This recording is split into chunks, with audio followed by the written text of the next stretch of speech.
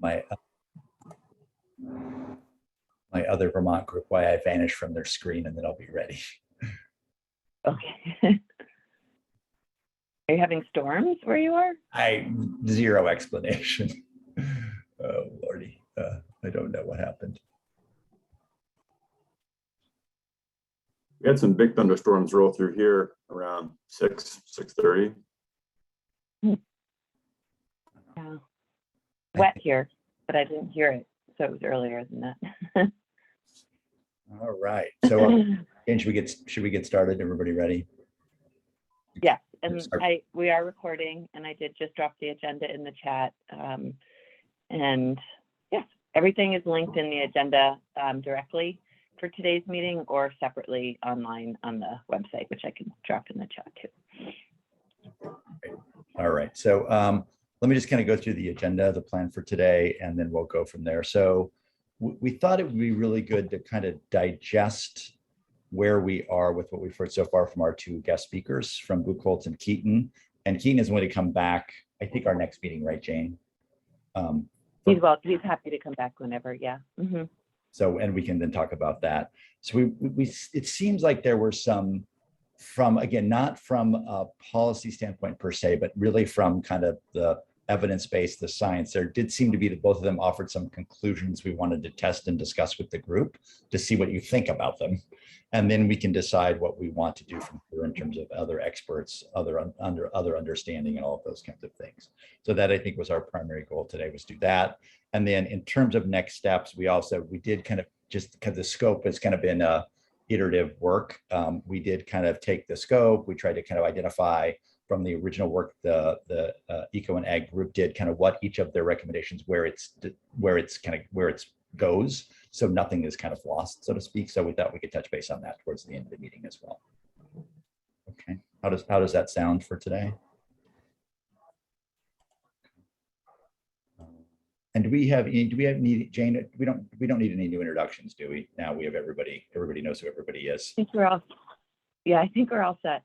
I will say that there are minutes, and I remember this came up last time. The minutes are extremely short, but I have been putting together minutes after each meeting, and they're linked in the agenda. And typically, especially for new members, if you're not aware of how the council typically works, we just give a pause at the beginning to raise any concerns with the minutes and then move forward, but we don't formally vote on them. And so I'll just say that they are all online. We haven't been consistently doing that. So I'll just give a minute and make sure everybody's comfortable with them, especially how short they are. And then just a little bit of context I'll say as we start to go through this is there has been some email conversation over the course of between the last 2 weeks, just questioning sort of the practicality of where we can get to as a group with sort of what recommendations we can make within scope and policy considerations. And you may remember that we had been talking about Dr. Ali Kasiba coming in and speaking with us today. We decided that it made sense to pause on presentations, and really that's why Pat and I thought we would revisit the 2 takeaway slides from Dr. Buchholz and Dr. Keaton and really sort of just test with the group where we are, because they did make some big statements at the end of each of their presentations. Happy to dive back in with either of them, but also just wanted to do that in the context of also what we're doing within our scope and, you know, in light of all the other work happening with life cycle analysis and beyond. And just sort of see how we're all feeling as we're moving forward about the productivity of this group and where we're going. That way, if we need to force redirect or ask anything of the council, there is a steering committee meeting next week that we could do that. Any questions on the minutes? Any changes, additions? Okay, Jane, well, I wonder if it's worth pulling up those 2 slides just so people can look at them. And then I thought what we could do is go through them and just say, you know, oh, yep, makes sense. I have further questions of that presenter on that topic, or I would like another, maybe more, someone else to also comment on that, another expert to comment on that issue. And then if so, we need to identify who. But we just want to kind of go through each of these. Some of them are, I think, between the two presenters, I think there were just some different conclusions by each that just don't contradict, they were just different. And then there were some that actually, I think, are, reinforce each other potentially as well. So, okay, so this is from Buchholz, right, Jane, this first one? Yeah, okay, you are seeing the right thing. It wasn't giving me that option. Yeah, the first slide is from Buchholz and the next one is from Bill. So I think, let me just, I don't want to read these exactly, but I think it seemed to us that what he said was, he said, look, if you're gonna have electricity plants using biomass, it's much more attractive to have them as combined heat and power and not just electricity alone. What was interesting, we did ask for clarification, was he did say that existing biomass power plants may have already paid back their carbon debt. So from a GHG carbon perspective, they are already maybe producing carbon benefits. That doesn't mean there aren't other reasons why they're problematic in terms of other emissions, equity, water, cultural resources, so all those other things. But from a strictly GHG emissions, it was an interesting statement he made about that. We talked about the baseline and future scenarios, which gets kind of complicated, but raises why this is a tough topic, just to understand from just purely a conceptual or sort of academic perspective. His point about sort of biomass markets are often a kind of an add-on, not the primary driver of harvest decisions. And then forest stock trajectories are uncertain. Those certain kinds of harvest activities can actually stabilize carbon. So, harvest writ large is not necessarily a GHG problem, but it can be depending on how it's done. And as we all know, it can be very hard to regulate exactly how forestry is done. As much as some folks on the phone here spend a lot of their time trying to think that through. So we want people to react to these things. Yep, makes sense. Things I'd like to understand better. I have a question for the presenter. Want to seek additional expertise on one or more of these topics. So just dive in, raise your hand. Let's have some discussion.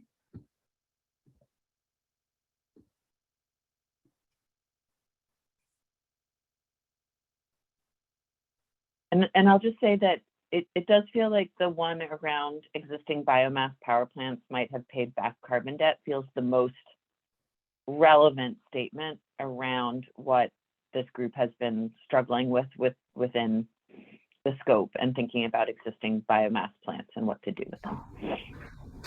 Not what to do with them, but what to recommend specifically from the. Got it. Thanks. Just to the point about existing plants and the statement here about power plants having paid back their carbon debt. In a way, part of me feels like existing plants from a carbon standpoint, that ship kind of sailed for us. I mean, these plants are operating under permits that we can't control. I mean, just looking at like what our group is able to do, I'm not sure from a carbon standpoint, the existing plants, what we are able to put forward meaningfully that can have an impact. And so part of me is thinking that with those plants, we need to think more about the environmental justice applications or impacts. And then if we make any recommendations, it would be more about looking at any future electric-led plants. So in a way, I think it's a really interesting point he made and an interesting kind of thought exercise, but as far as recommendations go, part of me thinks that like that's a little bit behind us. Richard and then Adam. Yeah, hi. Good morning. I wanted to share with you how I think about these two presentations in my unsophisticated way. I have to defer to others about how wood is harvested and how it's used and the relative benefits of various approaches. But here's how I think about it. You have a patch of woods, you harvest some wood from that patch of woods, and you burn it.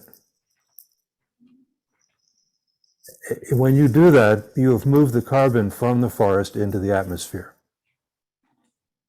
Okay, that's really, whether you use it to generate electricity, whether you use it to generate heat for a building or some other purpose, you've moved the carbon from the forest into the atmosphere.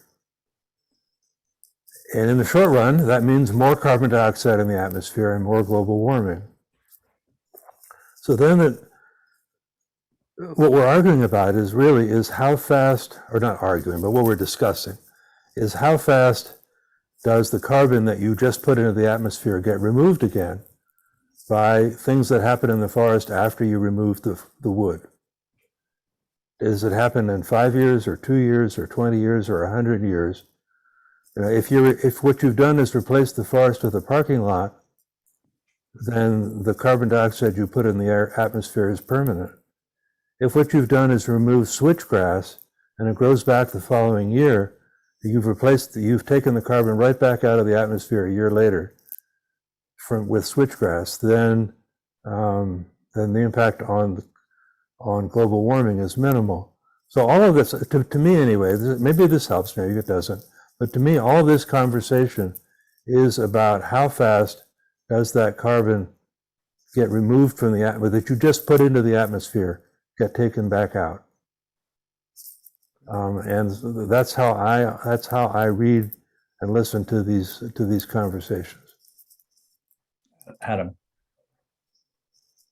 Yeah, I appreciate Richard's comments. I think that you're right. The temporal aspect of the framework and the boundaries of these analysis is a huge and critical factor, and it plays out to the time imperative that we have to address climate change. I should also just point out that IPCC and greenhouse gas protocol accounting methodologies and EPA fundamentally distinguish between biogenic carbon, short cycling between forest and the atmosphere, and that constant flux.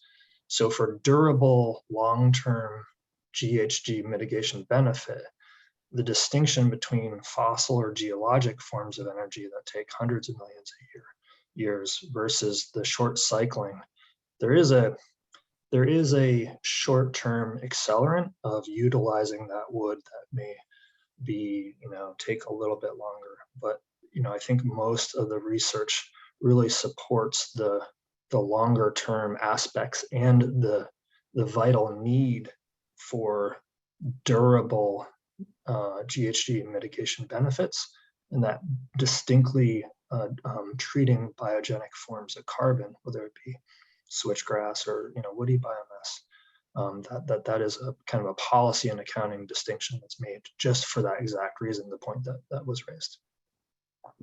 Thanks, Adam.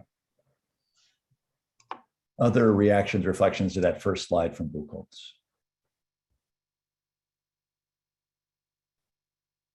Judy, go for it. I guess watching both of these presenters, I felt like their stories were siloed and they only covered one particular perspective, and they often sat on a picket fence. One time they would say, yeah, it's not good. And the next time they would say, but there's good news. And they would say the opposite. So I was confused by and frustrated by this political stance they took by saying both sides of the story. I also, I believe their stories were siloed. I believe their stories were unbalanced.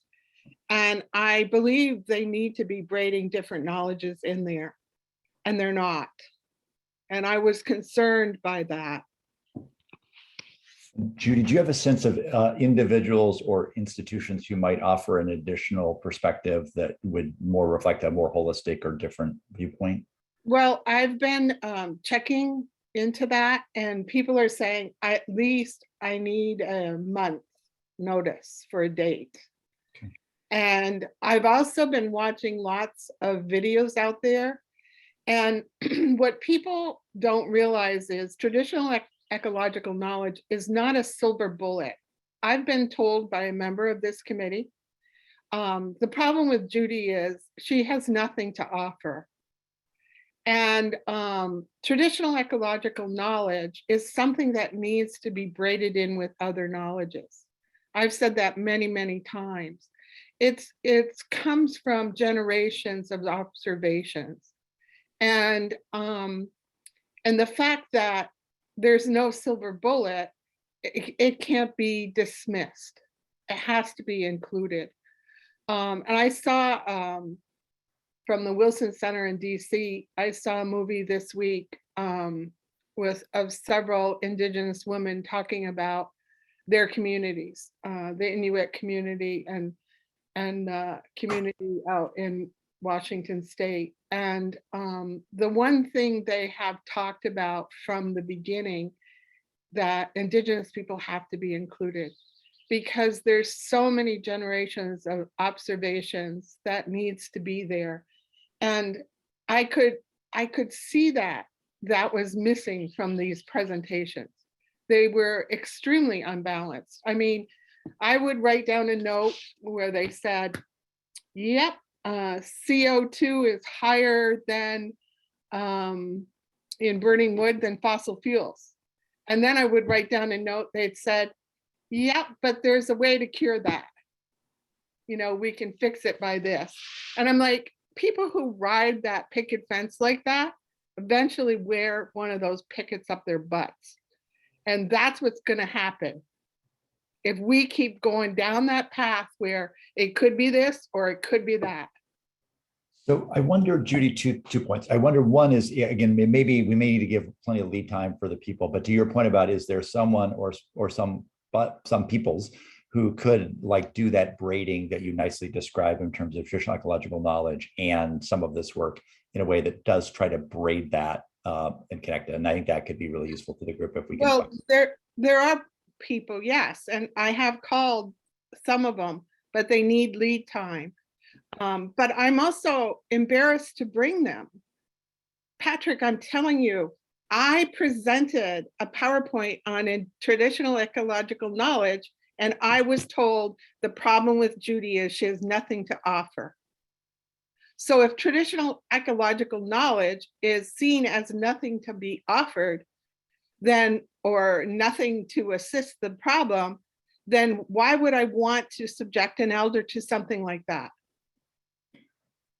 So one on that specific thought, that I had one other additional point, but separate from that is, look, whatever, I don't know who said what to whom. I do know that in the plan that the Climate Council adopted, there is TEK is embedded in that plan. So Yeah, it's just a given. Whether people want to comment on it or not is kind of beside the point to me, because it's in the report. So we need to deal with it. But I don't know if other people feel differently about that point. Because it's there. So it's part and parcel. Well, I feel differently about it. I think it should be there. But I don't think our presenters have shared that or even included that perspective in the siloed perspective that they gave us. And that could be. Jane, did you want to remark? And I have another point I wanted to make in terms of what you pointed out. Yeah, well, I certainly appreciate that. And and maybe it's my own thinking of sort of like, I had reached out to you and would love to work with you to help schedule people, even if it is a month or 6 weeks out. It's a long call, and happy to schedule them when it works for them. And I do feel like the scientists we've invited in, it's to no fault really of theirs, other than that they are traditional ecological scientists or biological scientists. And I think that we, as you know, as a group, have a responsibility as we continue to evolve in our own thinking to ask questions that push them and challenge them as well in this space. And so I appreciate that their perspectives were not as well-rounded as could have been, but I do think they brought in a value and a certain sense of understanding that contributes to all of our greater knowledge in this space. So hopefully we can see them for what they are for now, appreciate that there are points of criticism that we can make about them from different angles, and then be able to continue to learn in a space that's comprehensive. I do want to offer an additional frame, Judy, which I'm not asking you to agree with. It's an additional frame. I'm not saying which one's right, which is one could argue they sit on the fence and they say it on the sand on the other hand, and that can be frustrating and indeterminate.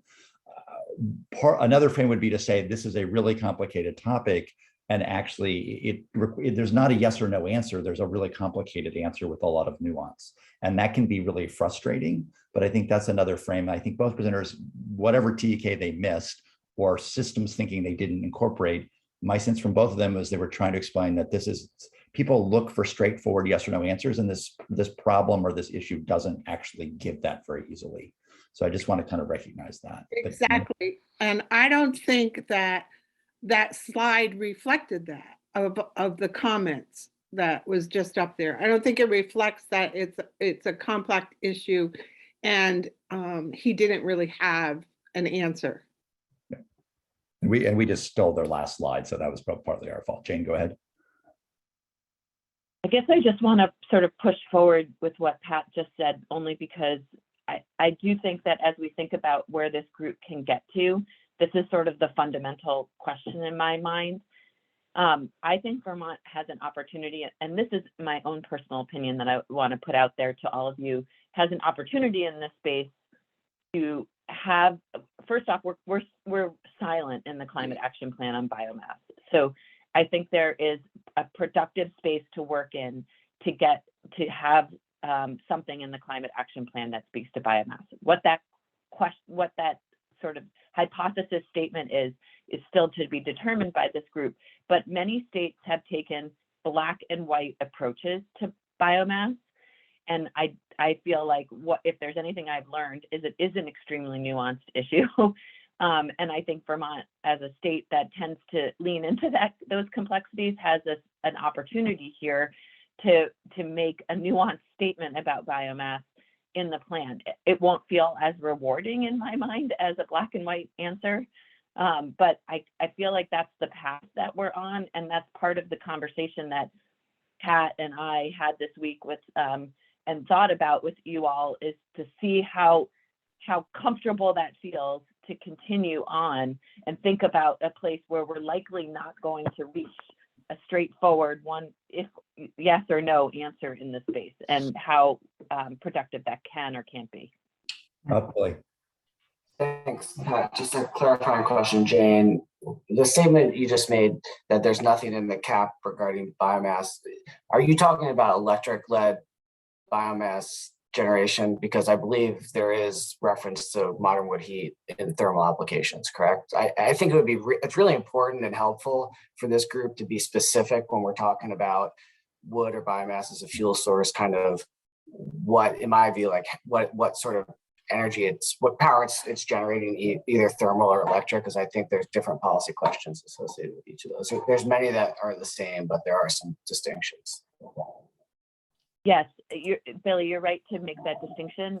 I will say that there is no component of the plan, though, that speaks to biomass as a larger issue in either space, though. We actually lean in and push forward a policy on advanced wood heat, but don't speak to the nuances of the challenges or the advantages of it. So there's not a general statement or any kind of complex, like recognition of the complexities of biomass. There's just a, we put, clearly advanced wood heat as a part of the solution. That's helpful, thank you. Billy, no, and Billy, good distinction for us to try to be really clear about that, because they can get befuddled for sure. I've got Judy, and then I think it was Adam or somebody had their hand up after that. So Judy, go ahead. What Billy just said is the perfect example of what I'm talking about. Both speakers put economy first. We can never, ever have a healthy economy if we don't have a healthy land. The protection of the land has to come first, regardless of whether it's for electricity or whether it's for heat. If we don't protect the land first, we will never have a healthy environment. What I've been seeing is, oh, let's meet the demand with all this technology. If the demand grows, oh, well, we'll just make more technology to meet the demand again. And that's the issue here for me. The issue is the land has to go first. We have to reduce some of what we're doing. It can't be just meet the demand with new technology. Meet the economy, keep the economy in a good way. We have to reduce. Adam. Yeah, I'm sorry. I'm new to this group, so I'm coming to this without the same context that other folks have, and something that Billy just mentioned about the fundamental distinction between electric generation, which oftentimes is using tops and limbs versus, a heating sector, whether it be pellets, chips, cordwood, utilizing a different part of the tree. There's different harvesting mechanisms, there's different supply chains, and there's dramatically different efficiencies in the utilization of that resource. So I think that point is really important, and that has to be, woven into this conversation. But what that did for me is it brought me back to, like, there's not been a single electric led power plant proposed in Vermont for over a decade. The BioE Legislative Study Committee from over 10 years ago and all subsequent policy that has happened in the state of Vermont has been very focused on wood heating instead of electric. So I would appreciate from the committee chairs some perspective on why we're focused on. It seems like the charter of this committee is really going back to, like, readdressing something that for the most part I thought had been put to bed over a decade ago. Can someone just explain that? Jane, do you want to take it back? Yeah, so yes, I appreciate that, Adam. And in the recommendations that Ag and Eco put forward, there was first and foremost a statement that suggested just that no new electricity led facilities would be created, but it went further to consider expansion of existing facilities, and then some components around if the current facilities could not meet certain obligations, the recommendation would be to shut them down. And so I think there was an exploration into looking at electricity-led biomass plants from a perspective of the consideration of the footprints and the potential of the ones that were already in place as well, to see if there could be influence over their operation. Whether that's productive or not, because it is discussion now, I think, but that is, I think, where it stemmed from. And Adam, maybe Jane just added that. I think it goes back to Judy's point. I think a lot of what the Ag and Eco group wrestled with, in addition, and I think this group is wrestling with, is kind of what is the value of forest, which gets a little complicated here because we know forests can provide, traditional cropping and things within the forest for traditional peoples and other foragers and other things. It can provide a lot of kind of co-benefits or direct benefits in terms of flood resilience, biodiversity. We could go on, right? It can provide income, particularly for small woodlot owners, to keep them in, essentially not developed or essentially in local hands. And so in some ways, we've come back to kind of the fuel source and how to manage forests in part, which is really complicated because it gets tied up with GHG, but so many other things. And so that's, I think a lot of where the Ag and Eco group sort of started to end up, and where we've often come back to, and the presentations did too, is like how, when you think about managing the forest and the complex economics and other non-economic factors, get really messy as you think about, biomass, woody biomass, and, essentially some kind of energy production. So if that's the case, then is the charter of this group to come up with the best management practices for sustainable harvesting of biomass fuels for those plants, and review the harvest standard? Like there's ANR does all that. There's been a lot of work on developing, like the Forest Guild and other folks developing those standards. So I'm kind of curious, like, if we have two operating plants that are 35, 40 years old that are getting close to end of life, the focus for the last decade has been on thermal uses and using that to displace fossil fuels for heating.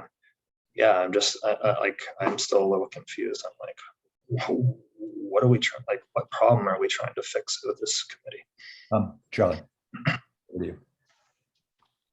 Yeah, I think this conversation and Adam kind of just hit the biggest thing that I've been banging my head against the wall with, which is that I think the conversations we're having are fantastic. I mean, I would love to just talk about this stuff all day with everybody and bring in presenters and have a thought partnership around it. But I struggle with, like, we've been given a very narrow focus by the Climate Council to come back with a very narrowly focused thing.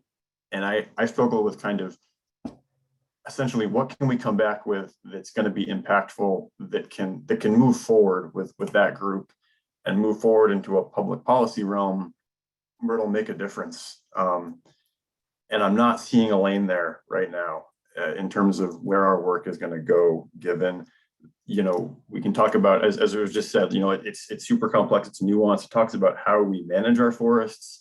I think we can talk about that in this group all we want, but I don't know if we're positioned and empowered by the council to come forward with policy recommendations around how to control harvest levels in the state, or you know what I'm saying? So like, I think there's a great big conversation, but I feel like we're only in this little place within it.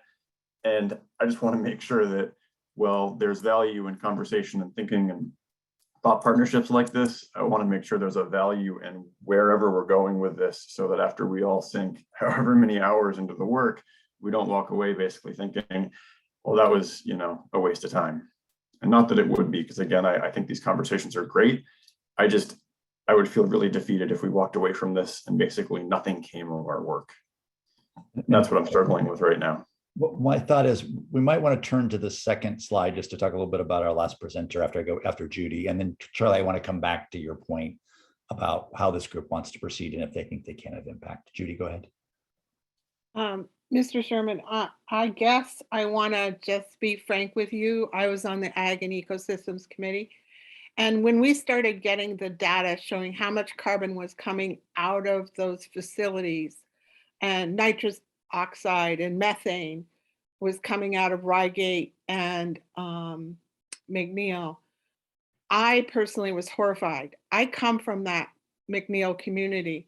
Those people were ill, so ill, they built a community health center right where all that stuff comes from. And the fact that they're maybe at the end of their life is probably not true, because they're already talking about expansion, right? And the fact that they're still admitting this stuff and nobody's questioning it is frightening. We have to do something. We're taking the lives of people who live there because these emissions are so bad. So, and I think Judy, just to build on that, if that's okay, I think from the Ag and Eco Group, we started thinking about these two plants, their future. We recognize they're aging. There is that proposal, as Judy said, for expansion, essentially through cogen, which again, from a GHG perspective, might make sense. But then as the group looked at this, because it's hard to untangle all the impacts these plants have, we looked at many other things. And Charlie raised the point earlier about, like, when you look at the broader perspective, as Judy raised too, there are additional impacts where it may make those plants overall undesirable, though from a GHG perspective, maybe they're okay. And so that's what the group really, the Ag group wrestled with and put in part in their recommendations for what that's worth. And there's some just notes in chat that are factual. Jane, go ahead. Would you like me to share the next build slide? Yeah, so the next slides, again, may feel like a picket fence. And I think the intent is also that what we thought was interesting was maybe Bill had put forward a little bit of maybe a way to think about this that could, maybe could, to Charlie's point, be generating some recommendations or findings from this group. Well, I'm not saying they are right or wrong, but it seemed like, well, okay, that's maybe a start for a conversation. So Jane, can you put that in full screen or presenter mode? It's a little bit small, that's all. Maybe just make it bigger. So we just wanted to see. I'll try to make it bigger because it's a PDF, but I'll try. Oh, yeah, here we go. Right. And so I think, these were kind of Bill's points. We recognize these in academics. So I think it's like Buchholz, the notion is combined heat and power is probably better than electricity alone. Smaller scale, high efficiency applications are maybe better. That would be a different new finding. Again, practicing excellent forestry and regulating it are two different things. As I think Charlie's noted, it's complicated. And then we'd have to go back to understand what he meant by his 4 tests and explore those. But we thought this was kind of interesting because it seemed to lay out a kind of maybe a somewhat of a nuanced approach to how you think about biomass for both thermal and electricity. So questions, comments, further thoughts on this in addition to what we've been talking about. Let me go to Richard and then to Judy. Richard.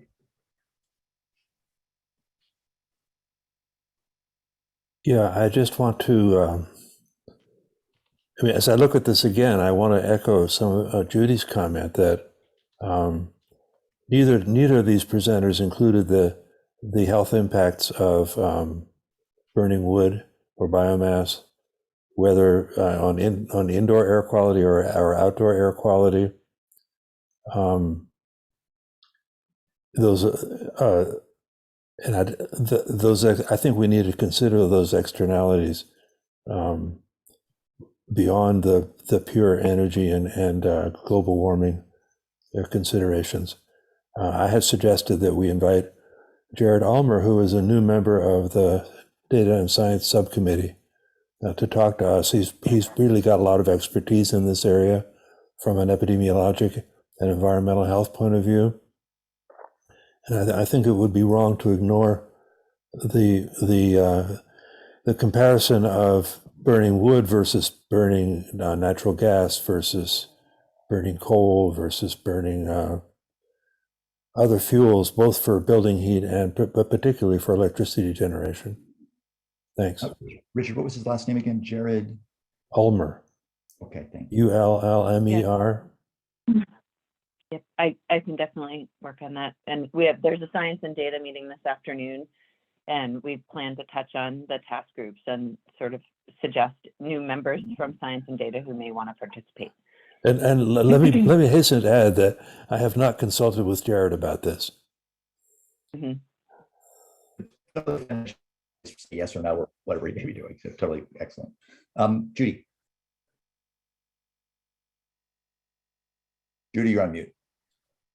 Patrick, when you quickly read this, you said practice excellent forestry that maintains hard, whatever. You also said regulate, and regulate is not there, and he didn't talk about regulate. And when we talk about pellets being made and using residue, there's nothing to regulate that. Nothing, because we bring pellets in from all over the country, and who's to regulate them? Nobody.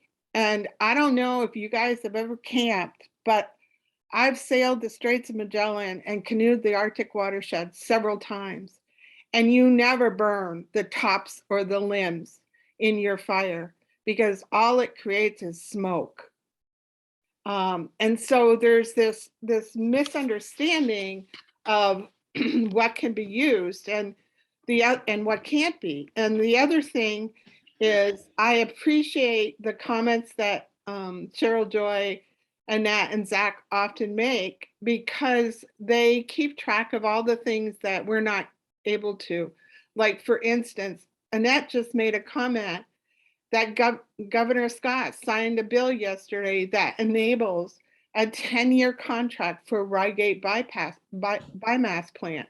Come on, we're talking about the bad things here with these two plants. And he gave them a 10-year contract? What the hell is that? Come on. We have got to realize we're in the middle of a crisis. If we don't stop this stuff, then we're never going to fix it. Megan, do you want to speak maybe just a little bit to what DEC can and can't do in terms of regulation, to that point that Judy and I both mentioned in some fashion? Sure, I can't speak about the Rygate licensing. That's really, I mean, I think something that ANR has input on in the legislative process, but is largely something that happens within the legislature. But in terms of regulation of wood fuel and wood pellets, we do have standards that we've incorporated by reference from EPA for the content and makeup of wood pellets that are used in the type of applications that we regulate via our wood heating appliance regulation program in Vermont. So we do we have adopted, you know, the strictest standards from an appliance perspective, and then also from a fuel perspective. We also have requirements on like moisture content of cordwood that is allowed to be burned, and we're actually also about to propose amendments to our rule that impose stricter standards across all the different sizes of appliances, and then also add different sizes that we currently do not regulate, but that after this rule that we have in the hopper is proposed and promulgated, will broaden our jurisdiction. And Judy, I just saw your question about enforcement. It's in, those violations are investigated and enforced via the Agency of Natural Resources Administrative Enforcement Authority. And Megan, it might be good if you have the citations for those different regulations, whatever, just so we kind of have them in the record. Absolutely, I'll find them right now and drop them in the chat. Perfect, thank you. Judy, I want you to go and say, I want to see if the other folks who want to comment, and Judy, and then I'll come back to you. So other members of the work group, additional thoughts or comments on this slide or the previous slide or the broad discussion that you want to kind of interject? Yes, I have just a quick comment. I think a lot of good questions and concerns are being raised through the course of our conversation. And I think it would be helpful for us to kind of tease out the specific issues. Are we concerned about the net emissions associated with thermal or electric applications of wood fuel? Are we concerned about the air quality, environmental justice, kind of nuisance aspects of some of these facilities? Are we concerned about, X, Y, or Z? And I know that we have to look kind of cumulatively at all these issues, but I think things are getting a little muddled for me. And, it would be helpful for me to understand what we're really focused on here, because I don't know that I have great depth in a lot of these issues. And, I think it will inform who we either need to hear from in making those decisions, or whether those decisions are in fact within the scope of this group. Right. So Jane, what I remember from the ag and eco work, which, and maybe we need to go to the scope, Billy, to that point. And I'm Judy, I'll come to you in a second. I remember we had said something specifically about the 2 existing facilities and their additional, what I'll call co-impacts versus co-benefits, all the things that Judy and other people have mentioned, including the EJ issue.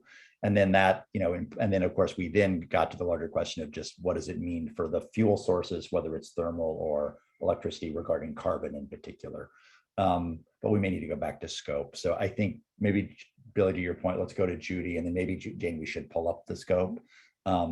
Or how we've parsed it to kind of see where we are. Judy, go ahead. I wanted to address what Megan said. Megan, I have worked with ANR for decades on issues, and it's been my experience that they don't really enforce. They help people to come into compliance. And so I ended up having to file an environmental board complaint, an Act 250 complaint, and going to the legislation to get the Intervale compost facility from dumping leachate high in arsenic, lead, and carcinogens into the Winooski River. It took me 7 years. I would not call that enforcement. I would call that helping people to come into compliance. And there needs to be enforcement. And you make these laws and you say it regulates everything, and it doesn't, because there's nobody there to regulate it. There's nobody there to enforce it until somebody complains. Yeah, I mean, Judy, I agree with you that the agency takes different approaches to compliance and enforcement, based on each unique situation. And I think, we just, in my previous role as the attorney for the Air Division, we only have 2 or 3 people that can be available at any given time to respond to, for example, a wood burning complaint, or a smoky outdoor wood fired boiler or something like that. And we do take the approach of trying to assist people with compliance first, and to help them mitigate the nuisance emissions that they might be causing. But yeah, I mean, I completely agree with you that ANR doesn't have enough resources for enforcement. I think we could all acknowledge that, and that's certainly a challenge. But I think, we do put a lot of thought and effort into making sure that the regulatory framework that we do have is the most, stringent, so that we can advocate for ways of using these resources and these appliances in the cleanest and most efficient way possible. So I mean, then, we don't allow the sale of wood burning appliances that don't meet the most stringent standards in the country, you know, so, you know, that's, I think, I understand that, but the enforcement part comes into play afterwards when sheriffs get complained that people are burning Pampers in their wood-fired furnace, their backyard wood-fired furnace. There is nothing the sheriff can do. I mean, we heard these stories on the ag and ecosystem. There's no enforcement there. There's nothing because everything's burned out by the time the sheriff gets there. yeah, and I think you just highlighted a major struggle that we have with, you know, compliance related to these types of activities. You know, we deal with the same thing related to nuisance odors. Is a lot of times by the time we are available to respond to odor complaints, you know, the odor has dissipated. And so, you know, these are certainly real challenges and we deal with them every day here. You know, we certainly don't ignore them. But we acknowledge that, you know, there are challenges in enforcing these types of activities. I want to move to scope a bit to the point we're kind of trying to get people kind of where we're at. So Jane, I don't know whether we should pull up the scope document or the tabled actions. What do you think would be better to walk through scope here? I have them both. I don't know if people have a preference. Okay, why don't we, let's pull up the scope document, pull up whatever you want. Yeah, there you go. Let's pull that up first of all. Let's take a look at that maybe. So what Jane did really clear with the ag and eco pieces, which then essentially deferred by the Climate Council and sent to this group. We tried to identify where each of these table actions from the ag and eco group, kind of where they are landing or landed. And so that's to the point about Adam and others about scope, and to Billy's point of what problem are we, you know, which issue are we trying to work here?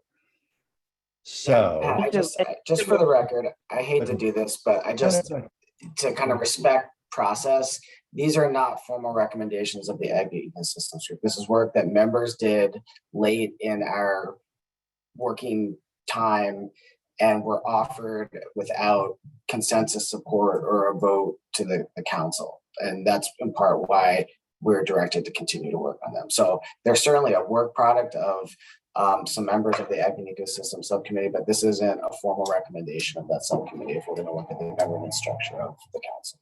So I just no, that's a totally fair and accurate clarification. Well taken. Judy, can I go through these first and then we can kind of take comment? I just want to disagree with what Billy said.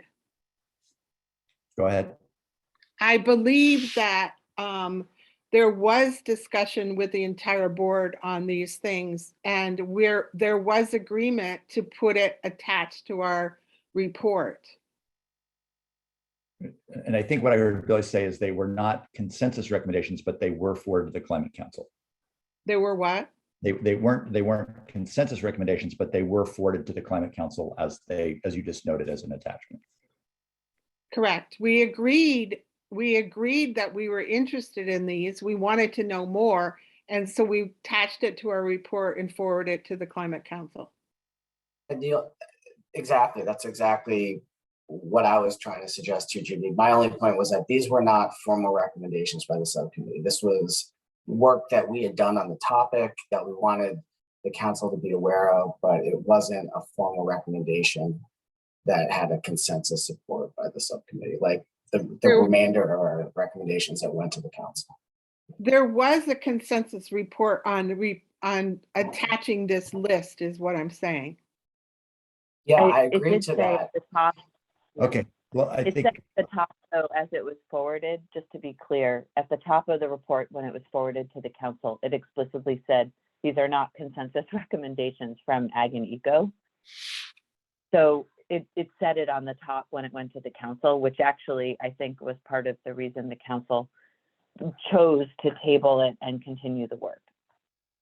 great. All right, so let's kind of, I think, points noted so people understand background, context. Let's kind of just dive into these. So the first one was really about the notion that, should you or you should prohibit the expansion of current or construction of any new large-scale electricity generation biomass. Partly to Adam's point, currently there anything proposed, but folks in the chat have noticed there is an agreement to continue the one plant at least. and nothing would stop a future proposal. So this was one issue.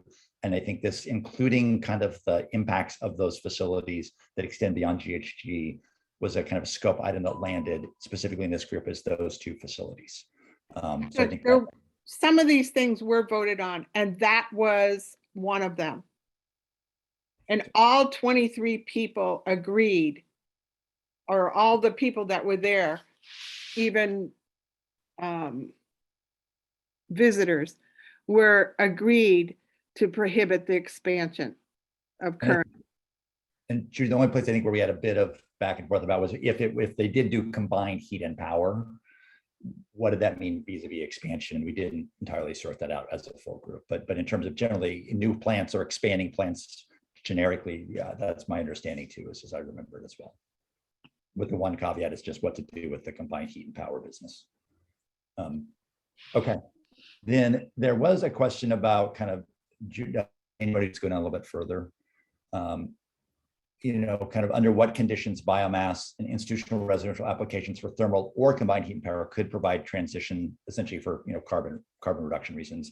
And this is where something that our census fell really squarely back on the council's recommendation around the clean heat standard, went to the legislature, passed, was vetoed by the governor, veto was not overridden. So we don't know where this thing stands now back at the climate council. They want to decide they want to do with that. Send that back to you all for deliberation, do something themselves. We think this kind of sits at the climate council at this point because the legislature didn't act. Jane? Yeah, I will say it's just because the legislature failed to act on the clean heat standard doesn't change the climate action plan being the primary recommendation around the way to reduce fuels, the greenhouse gas emissions from the fuel sector, from the buildings and thermal sector, sorry. And so that's, for now, this is still the primary recommendation. Nothing has changed except for the fact that it wasn't acted on this year. And Jane, just to clarify too, one thing that you had pointed out that I was wondering was that even though the clean heat standard was vetoed and didn't pass an override, the work around the life cycle accounting that the RFP is going out for, that work is going to continue forward, right? Yes. And I think Charlie, hang on a second, because I think we might have that further down. Let's check to make sure we don't lose that thread that you just noted. Okay, so then next, going down to, so this is the question of the net impact on Vermont's forest for storage and sequestration, this trade-off between biomass for fuels and actually the forest value for additional carbon benefits, not to mention many other benefits too. And that's where it seemed like this group really, was kind of squarely in this group scope to continue to discuss this, much as I think we've been trying to do with Keaton and Buchholz as well. Okay, and again, it gets complicated, we all know that. And then we had, and that goes to with these other things around, it's partly what Megan said, what Judy said about kind of regulating these wood products as biomass. Okay, and then to Charlie's good point, the GHG impact should be accounted for, got kind of farmed off to a life cycle analysis group, of which some of you are on.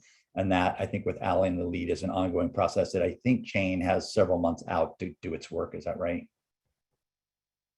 Yeah, the RFP should be posted in the next day or so, but the contract likely won't be, because of challenges with our business office, the contract actually probably won't be initiated till the end of the summer. Great. And then F is about kind of education and the like. So that was also something that potentially fell, it does fall within the scope of this work group as well. So that was our understanding of kind of how things got disposed, quote unquote. And if people, Adam, if you have questions about that, or the group does, or Billy, to your point about clarity, we're trying to kind of work through those things sometimes in a bit of a muddle, given what our understanding is here. Judy, Adam, Judy, go ahead then, Adam. I just want to say one thing. The legislation did act. Both you and Jane said they did not act. They acted. They said no. And they said no in part because there needed to be some work on this biomass thing. People were questioning it. I listened to those tapes. People were questioning biofuels. People were questioning biomass, and they had no answers, or not convincing answers. So the legislation acted. They said no. And they clearly said to us, this is what you need to address. Judy, just for clarity, this is way beyond my pay grade here, but my understanding was the legislature as a whole, not individual folks or not the debate that happened in committee or elsewhere. The legislature did pass the clean heat standard, but it was vetoed and not overridden. That's right.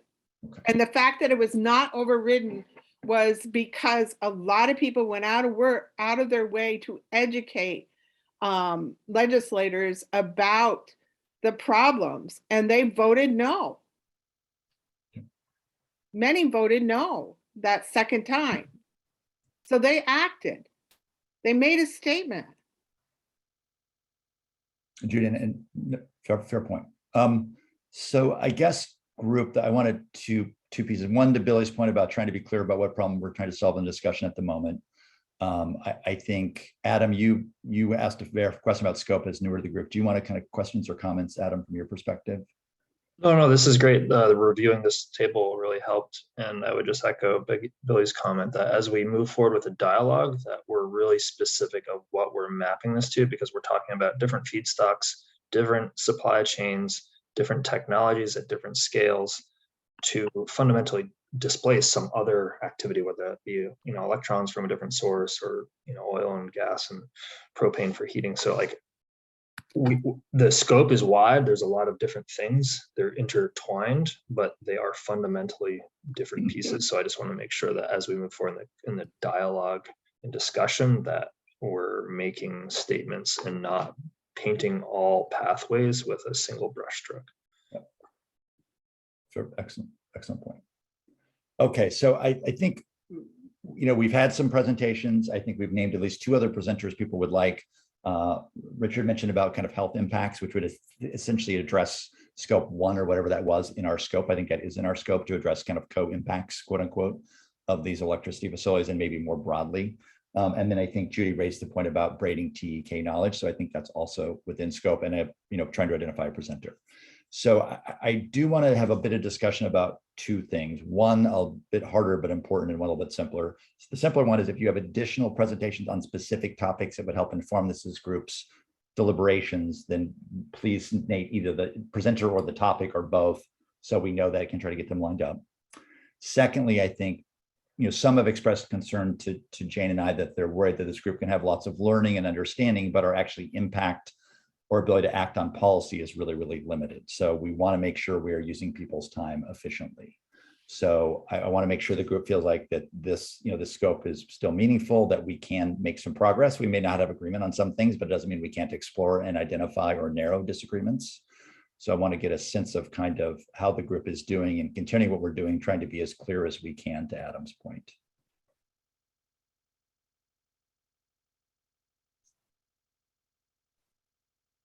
We're trying to kind of get things move forward, nuance and further detail the conversation, bring in additional experts and expertise and knowledge, including TEK.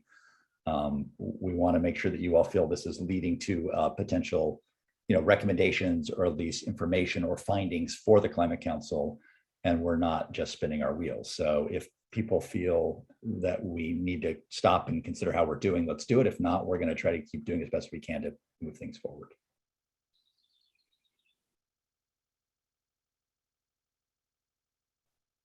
I guess my only hesitation in looking at that scope is whether there are if the questions are specific enough so that they can prompt an actual finding or a response from this group. And I'm sorry, I had to step away to use the bathroom when you were going through this, so I can look at them on my own. But I think some of them are fairly broad, like should these plants continue to operate or expand? And I don't know if you want to look at the kind of actual factors that go into answering those questions to help us understand kind of what our true scope is. That may not be necessary. That may be kind of too much work, but trying to understand the actual level of effort and the kind of specific analysis that goes into each of the elements of the scope may be beneficial for us going forward. I don't think we're going to do that today, but something to think about. I think you're suggesting adding to the chart, maybe complexity level of difficulty, something for each of those topics, or more refined questions potentially. Yeah, like what goes into those questions, right? You know, some of those questions range from the net emissions impact to health impacts to economic land use, and just trying to help us understand what the considerations are that underlie those questions, so that we know we have the information we need, and we also have a clear-eyed view of kind of the level of effort associated with each. I can be totally disavowed of that suggestion. It's just a thought.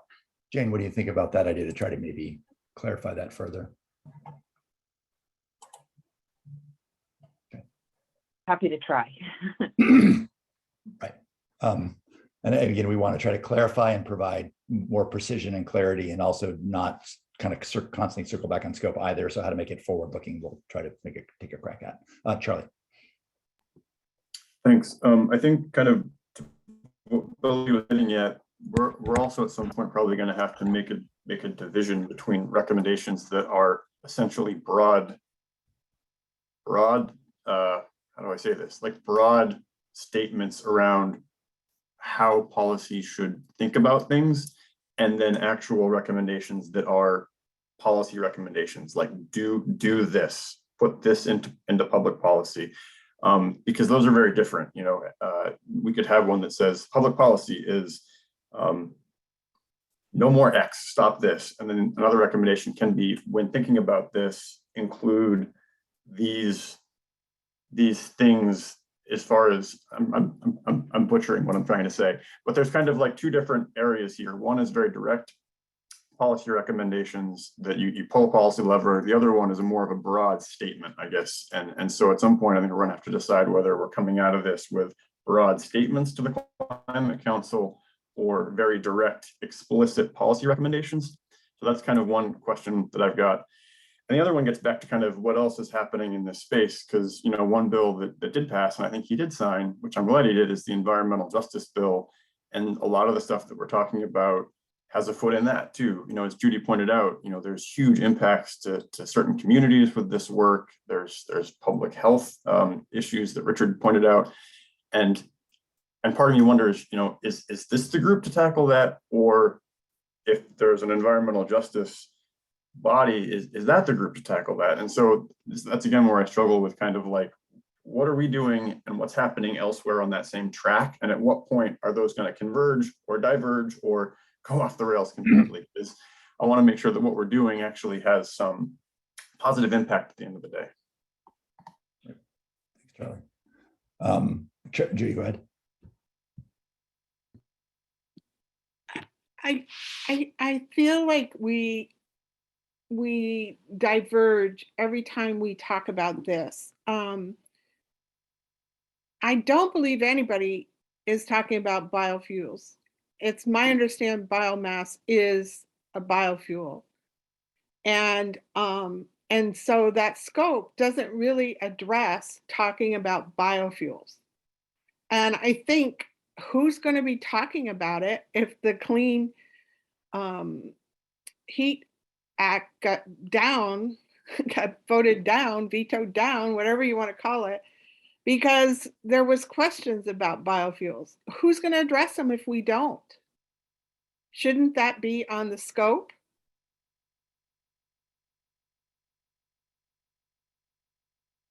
I didn't hear you, Pat. Yeah, I had to unmute myself. I have to remind myself to unmute myself. My understanding was, and Jane, correct me wrong, is that the focus of this group, as directed by the council, was woody biomass. That doesn't mean biofuels shouldn't be considered more broadly. It's just that this scope of this group was woody biomass. But if I'm wrong, please let me know. We have a definition in our scope document. Exactly. Okay, so then who's addressing them?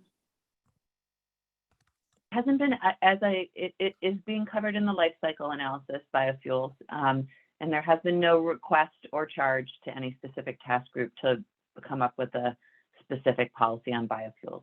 So that's something that can be brought up with the council, but right now has not been delegated anywhere. I mean, it's a fair point about more broadly, biofuels more broadly, but again, I think that's something that has the council, it's got to be brought up to and or addressed in the council, as noted.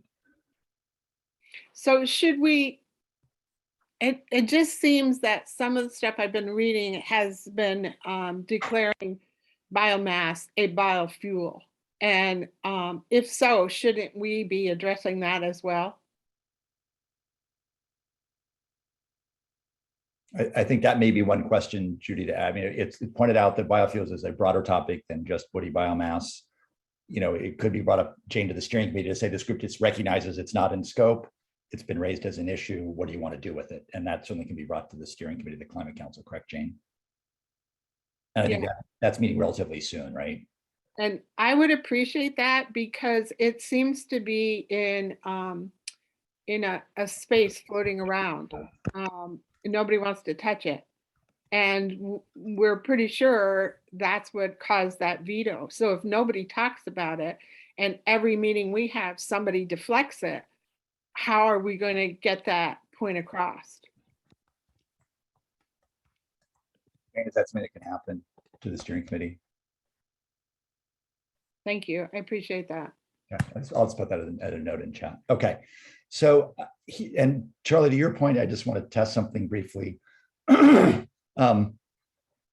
What our sense is there, like on some of the EJ issues, the other emissions issues, to Richard's point that we could have a presenter who's capable. It seems like we can go down that path to some degree. It's in our scope. We have more to learn, but at some point we may need to stop and say, like, this is how far we can take it. This is what we can conclude for now, either as a policy recommendation or just broad findings that don't necessarily have a policy link, and we can stop, right? Some areas we may decide we can go further. Some areas we can decide maybe, to Billy's point, it's too much work. We just can't get anywhere. We just note that. So I think each topic may have a different depth of exploration depending on what the tolerance of the group is and the expertise we can get in the time we have. But I think to your all's fair point, to Billy's point, we try to chart out on a third or fourth column of that chart a little bit more about what specifically we're trying to do, what's the level of effort, what might be kind of core sub questions. It seems like worthwhile to just help people be focused.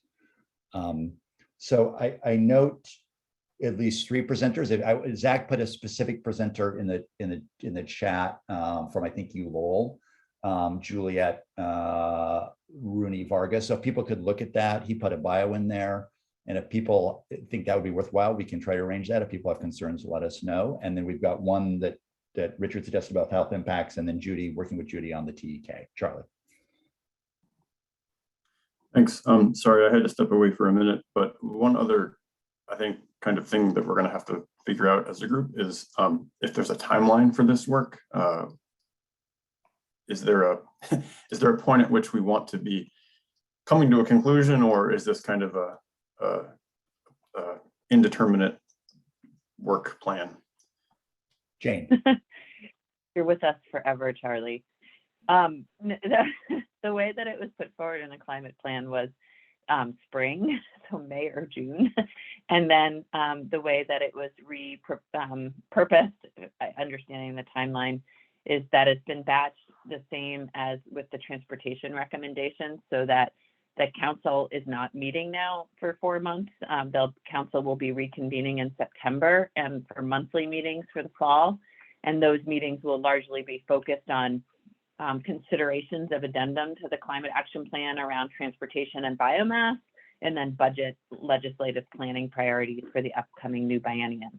And so it's the timeline has been really should be mid to late fall if there's anything for the council to consider for next legislative session. So Jane, just to Charlie's point about trying to give us a sense of when we maybe try to issue findings to date or whatever to date to the Climate Council, that date we would need to get that done by is? Yeah, they'll meet in September or October. So either of those 2 meetings should be the what you're shooting for them to then deliberate on. Should we suggest maybe September 30? I don't know, as we need to try to get something in, and that way they'd have it by their October meeting, and then this group can describe what they've learned so far or findings, and also recommendation whether to continue, disperse, or whatever in between. I don't know, Charlie, if that helps. I don't know how that, I want to ask people how they feel about that time frame, but that at least gives us one. It helps at least frame one. Whether or not the group is on board with it isn't my decision, but that helps at least from a starting point. Yeah. Okay. All right. So I think let me ask another question to that end is we are trying to gather speakers as best we can. Bill agreed to come back next time. I think talking about his forecasts and detailing that further, I think could be helpful to you both. Like we didn't have enough time to really discuss what he said. So it seems like it would be useful to bring it back on the 15th if you're willing. We will then look to these other three presenters to see what we can do. We are meeting every other week. We know that's a lot to ask of you. It is the summer. We are happy to continue at that pace or a different pace if you want as a group something different. So I just want to check on pacing, whether this one makes sense or you're looking for something else. We, kind of originally had launched in the spring to say, let's do it every 2 weeks. So is that still okay, or do people want to suggest a different pacing? Billy? I think that's fine. What I went back to earlier, I would really appreciate a clearer sense of kind of the specific decision points in the scopes, specific considerations, how we're going to address each at each meeting. A lot of these meetings, I think we tend to just have general conversation about topics, which is interesting, but I don't think we're going to get to a final product by the fall if we continue to do that. So just being a little bit more disciplined about what we're actually trying to accomplish broadly and how that sugars out for each meeting would be helpful. And I understand that it's unlikely that's going to happen in 2 weeks, but it's something to strive for. Billy, one other thought to that point, which is at the risk of getting it completely wrong, which is highly likely, what Jane and I can do is try to capture what we think are emerging findings or recommendation, whatever, as we kind of go, because I think there's some stuff that's emerging and then there's some stuff we have a lot more work to do. So if we kept a little bit of an iterative document so that we're not trying to write last minute, but we're kind of building, that could be helpful too, Billy, to your point. So maybe Jane and I can think a little bit about whether we feel that's possible now or not, just to keep things kind of in progress. But I think here strongly you're concerned about let's have a focused direction and kind of work plan. And I'm also aware for folks desiring to have a public comment. So why don't we see if there are other comments now? We've got some presenters to track down, at least Bill, hopefully for next time. And again, a request to kind of be clear about kind of our sub questions, our work plan, or what we're trying to get done and by that September 30th date is noted. But anything else from the work group before I go to public comment?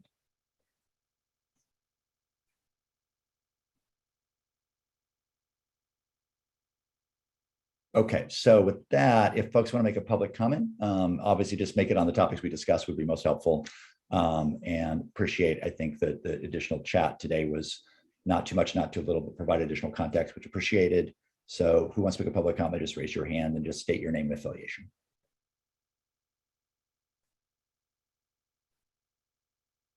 Zach, over to you first. Zach, go ahead. Thanks. Just getting off of mute here. Good morning, everybody. It's good to see you all. And I, really appreciated the recent presentations. I'm also grateful this morning that there's a decent amount of time for public comment, because I know that we've come up a little bit close to the end time in recent meetings, and it's good to just have a chance to actually check in for a second. I think, going back over Bill Keaton's presentation from last week, there are a number of things that stood out to me that I didn't hear come up today. And I want to just repeat some key statements that Bill made from last week. He said, wood is not as efficient a fuel source as fossil fuels. He said, almost never harvesting just for biomass, right? So we're almost always harvesting as an addition to harvest that would already be done. And that contractor profit, not landowner desires, is what drives the intensification of harvest for biomass electricity. We had a really, interesting comment that, the benefit of bioenergy looks even worse as we, switch to more solar and wind and away from fossil fuels, which, we're often kind of comparing biomass to fossil fuel sources as opposed to biomass to other forms of renewable energy. And, that was not a comment that Bill made, but that was a good comment that somebody else made during the meeting. I think we should really take stock of what Bill shared. Neither McNeil nor Rygate have ever made use of the thermal heat. And McNeil's been promising for 40 years that it would find some way to make use of that thermal energy. It has not done so. Rygate keeps going through kind of one,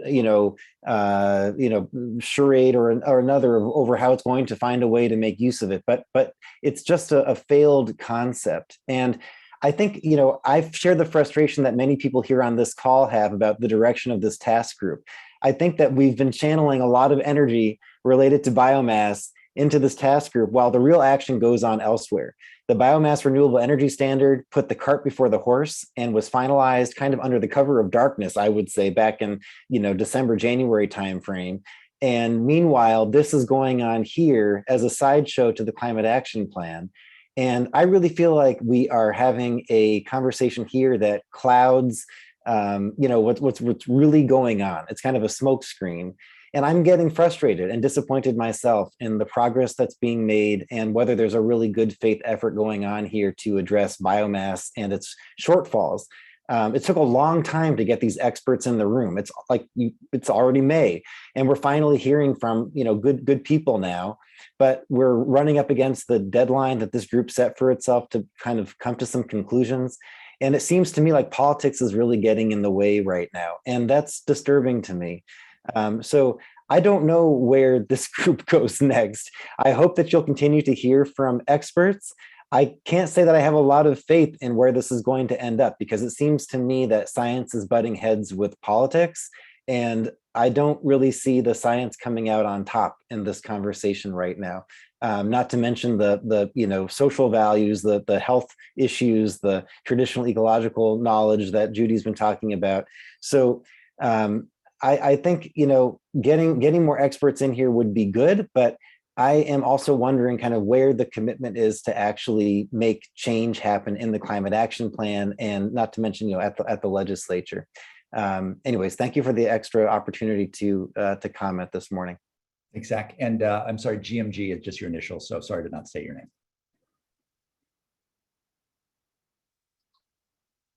Hi, it's George Gross. I'm sorry, I didn't anticipate making a public comment, but nonetheless,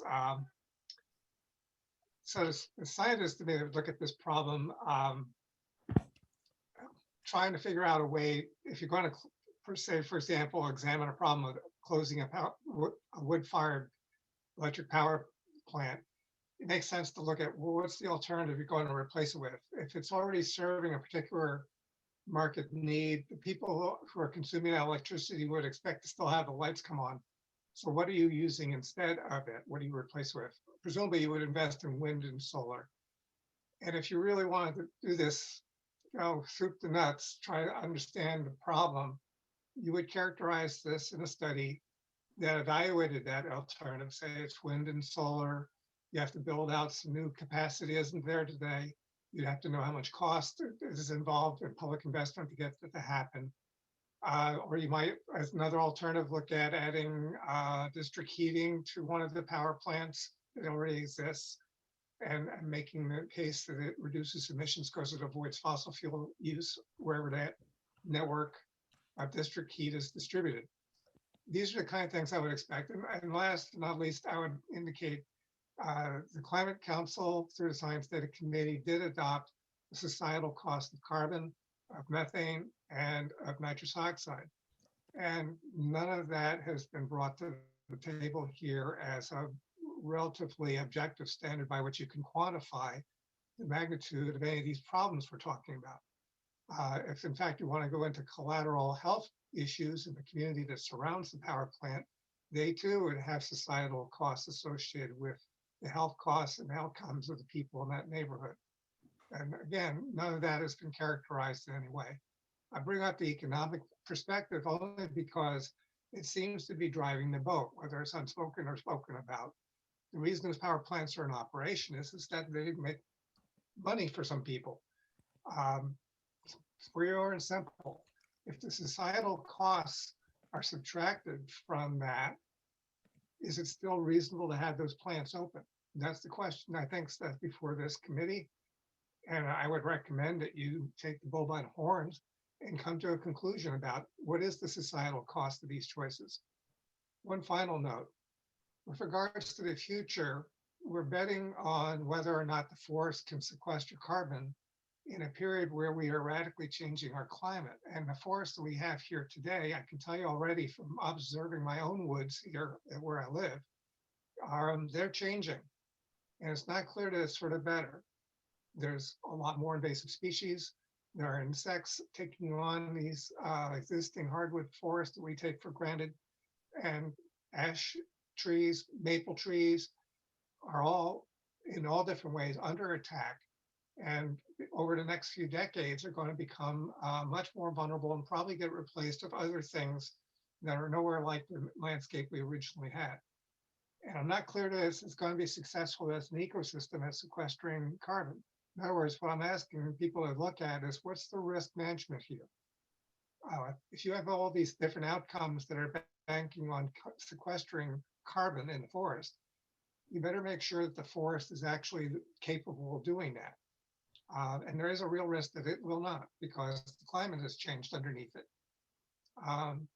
Those are the kind of questions I would like to see this committee tackle in the remaining time you have, and bring to conclusion as your final report.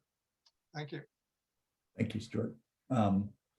Other public comment? Cheryl.